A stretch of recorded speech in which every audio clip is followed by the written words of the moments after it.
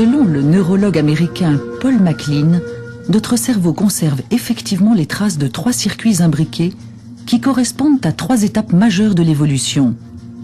Notre premier cerveau, le plus ancien, le cerveau reptilien, caché dans le tronc cérébral, contrôle les automatismes du corps. Ces circuits rigides régulent le rythme cardiaque, la respiration, la digestion.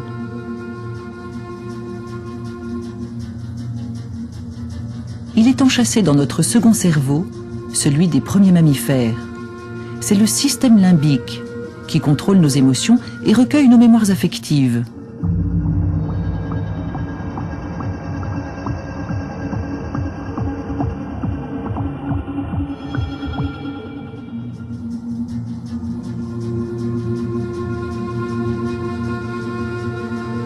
Au-dessus de lui, enfin, vient notre troisième cerveau, le néocortex, qui nous permet de connaître le monde par le langage et le raisonnement, et qui tente de s'opposer aux diktats des émotions.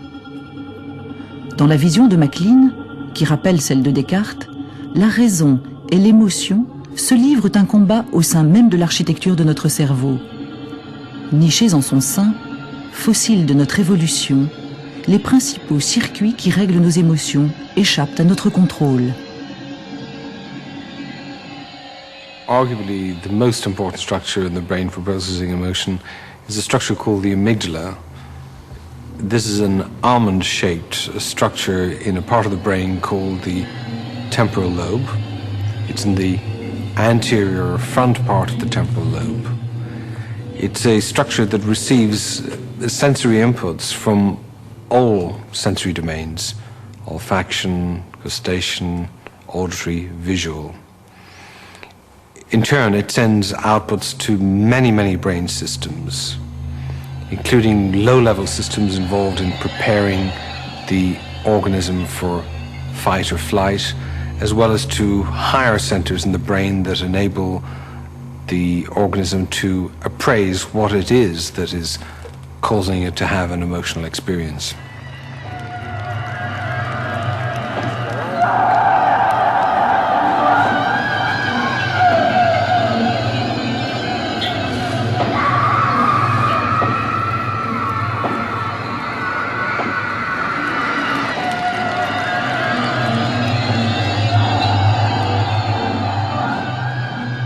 Emotions are intimately related to very basic survival routines or strategies that have been worked out in evolution. Fear is obviously a very good example of this. And of course, there is evidence now experimentally that a fear-eliciting stimulus does not have to enter into awareness for it to be processed by the brain.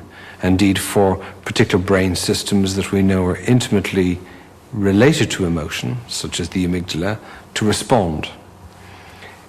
An example of this would be an experiment I conducted where I presented fearful faces out of awareness using a masking procedure, whereby I followed a very brief presentation of a fearful face with a neutral face, such that all the subjects saw in the experiment were neutral faces.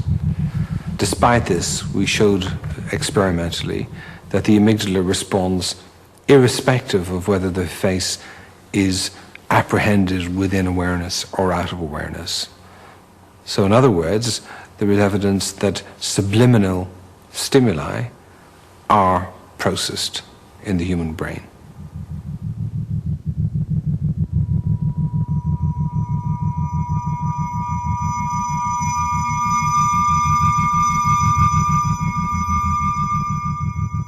The sequence of events that follow in terms of it being processed by the brain are roughly as follows. The image is first registered on the retina. It then accesses the visual cortex, which is at the back of the brain, where information related to the rough outlines of the face, its rough shape, are first analyzed. The information then passes further into the brain, into the temporal cortex, where information is extracted that enables the person to have a percept or experience of a face, but not only of a face, but of a particular face, So the identity of the person is extracted. And following this, the information would access structures like the amygdala. There is evidence, however, that there is a second pathway which does not convey such fine-grained, detailed information about the face, but conveys crude information about perhaps the configuration of the face, that this is a fearful face. And this involves a subcortical pathway that avoids the cortical system and can access the amygdala much more rapidly and much more directly.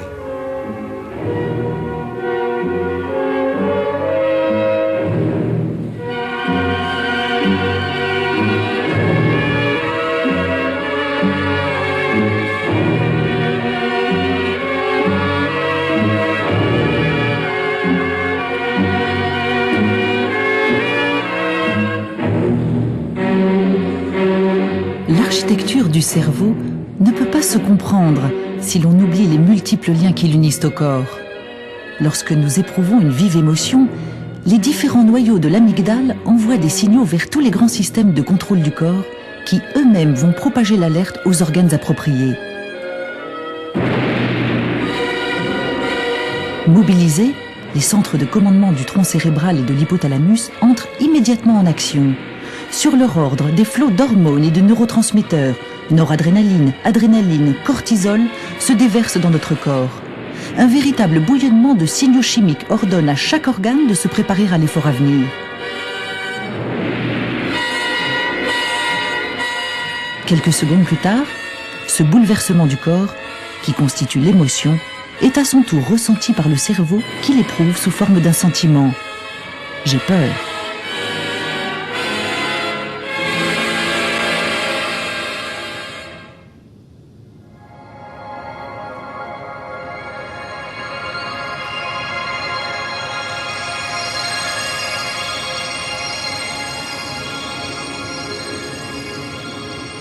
There are two ways in which emotion can do its job. One is a very open one. You can say that it's open in the sense that you are trying to decide something, you have an emotion, you have the subsequent feeling, and in fact we've always known that we had this. We call it a gut feeling. And you have a gut feeling when you feel inclined to do or not do something after you have that very conscious reaction.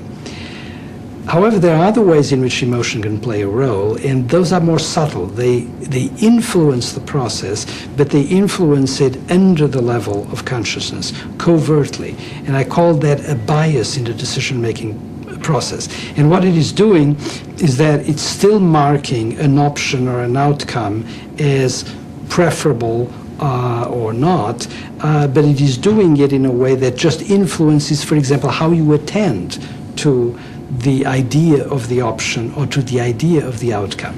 So the important thing is that in one case it can be very direct, very overt and conscious, the gut feeling. In another, emotion can operate sub rosa, and it operates in fact by, for example, pulling attention towards a particular object, towards a particular outcome.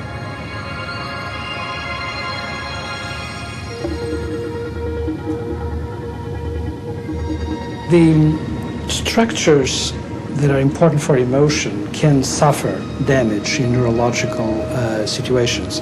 So, for example, there are well-known situations, sometimes caused by genetic diseases, sometimes caused by a stroke or by the surgical removal of a region because of a tumor. And when that happens, you always have problems with your emotions and with your feelings, of course. When you damage, for example, the amygdala, if you only damage one of the two amygdalas, the problem can be contained, let's say. But if you damage both amygdalas, what happens is that the patients cannot recognize fear in the face of others, cannot experience fear themselves. It turns out that these patients are extremely trusting of others. They have never any sense that they should fear somebody. They fail to have a negative reaction to any person they encounter. They're never apprehensive about somebody. And of course the result is that they're over-trusting and that they can in fact be abused by others. There is another site of damage in the brain, the ventromedial frontal lobe, that also produces remarkable results in terms of the changes in emotion. So if you damage the ventromedial frontal lobe, for example in a patient who is an adult, one of the things you notice is that social emotions are extremely difficult to be deployed. So for example, whereas a normal person would, in relation to somebody who is suffering, show very naturally the emotion of sympathy, show compassion towards a person, patients with damage in the ventromedial frontal lobe just fail to show it. They can intellectually be sorry for what is happening with somebody else that is suffering, but they fail to exhibit the emotion.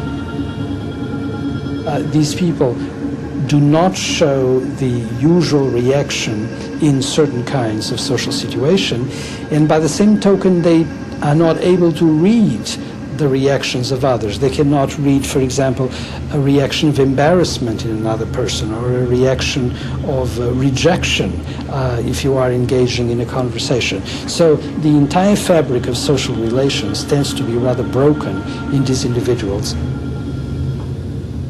Emotions are, of course, extremely important in all of our social life and in our cognitive life in society.